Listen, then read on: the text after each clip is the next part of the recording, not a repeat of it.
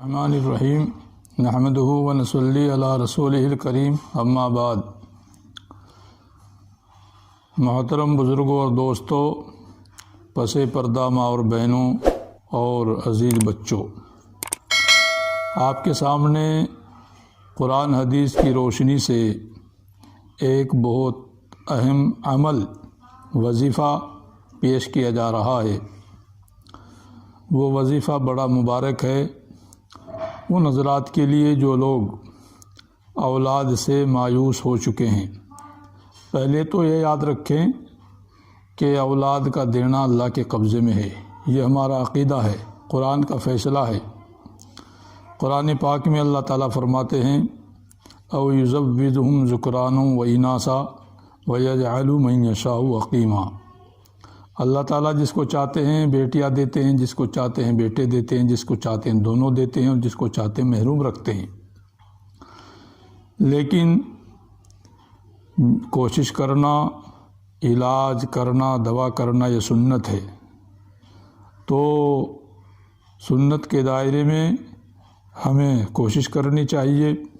جو حضرات بیچارے اولاد تو ان کے یہاں مقدر ہے لیکن کوئی ظاہری سبب مانے ہے، اولاد تو مقدر ہے لیکن کوئی ظاہری سبب مانے ہے، تو اس ظاہری سبب اگر اس عمل کو ہم کریں گے، اس وظیفے کو پڑھیں گے، اس دعا کو پڑھیں گے، تو اس وظیفے کی برکت سے، اس دعا کے پڑھنے کی برکت سے اللہ تعالیٰ اس ظاہری معنی کو، ظاہری سبب کو ختم کر دیں گے۔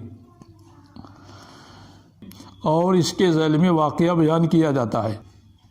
وہ واقعہ یہ ہے کہ کسی موقع پر بیان ہو رہا تھا اس وظیفے کے متعلق، تو ایک شخص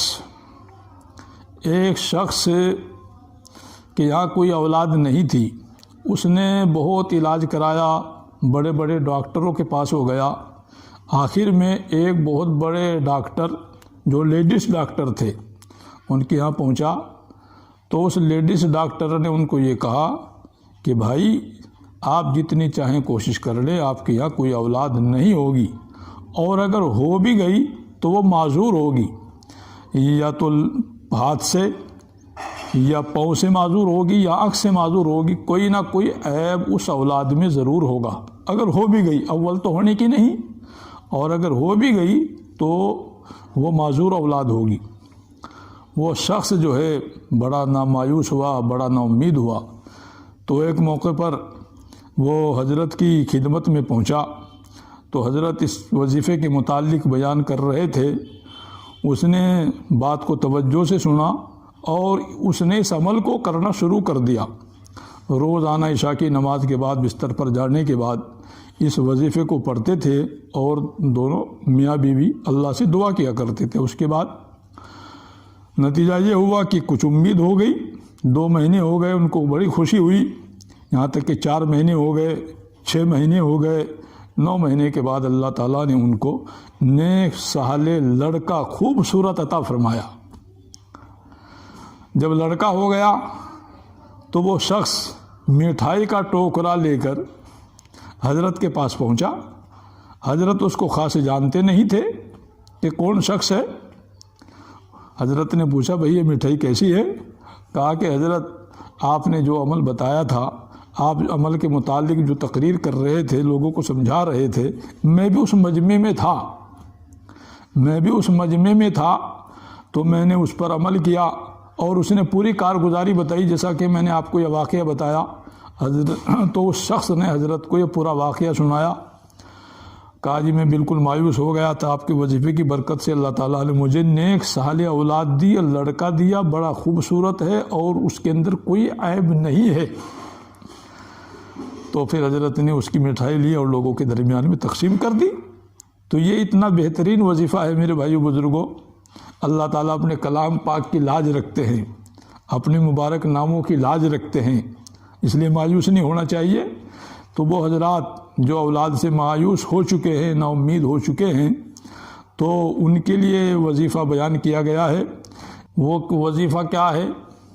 وہ وظیفہ یہ ہے یا اللہ یا مصور یا خالق یا کریم صلی اللہ علیہ النبی الامی۔ اس کا طریقہ یہ ہے کہ عورت اور مرد، میاں بیوی دونوں عشاء کی نماز کے بعد بستر پر جانے کے بعد اس وظیفے کو پڑھیں، اور پڑھنے کے بعد پھر اللہ سے دعا کریں اور کوئی بات چیت نہ کریں، اور بغیر بات چیت کیے لیٹ جائیں، سو جائیں۔ یہ اس کے پڑھنے کا طریقہ ہے۔ یہ وظیفہ پھر دوبارہ سن لیجئے: یا اللہ یا مصور یا خالق یا کریم صلی اللہ علیہ النبی الامی۔ عورت مرد، میاں بیوی دونوں بستر پر جانے کے بعد اس وظیفے کو پڑھیں، اور کم سے کم 11 مرتبہ اس وظیفے کو پڑھیں۔ اس کے بعد پھر اللہ تعالیٰ سے دعا کریں اور پھر وہ سو جائیں۔ اللہ تعالیٰ کی ذات سے امید ہے کہ اللہ تعالیٰ اس وظیفے کی برکت سے، اس عمل کی برکت سے ان کو نیک صالح اولاد عطا فرمائیں گے۔ یا اللہ یا مصور یا خالق یا کریم صلی اللہ علیہ النبی الامی۔ بستر پر جانے کے بعد دونوں میاں بیوی اس وظیفے کو پڑھ کر دعا کرے اور بغیر بات چیت کیے ہوئے سو جائے۔ اللہ تعالیٰ مجھے آپ کو سب کو عمل کرنے کی توفیق نصیب فرمائے۔ وما توفیق الا باللہ۔